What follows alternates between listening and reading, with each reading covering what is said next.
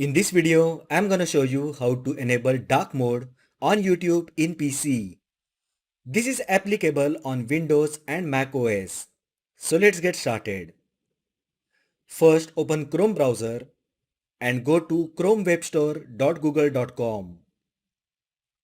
On the Chrome Web Store, in the search bar at the top, enter dark mode for Chrome. Hit enter. So this is the extension dark mode for Chrome that we are gonna use. Just open the extension and click Add to Chrome. Now click Add Extension. Click on Extensions icon and pin this extension that we just added.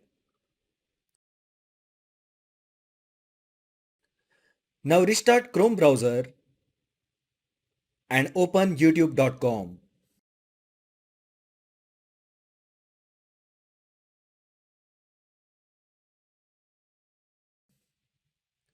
Now click on this extension icon and this will enable dark mode on the website.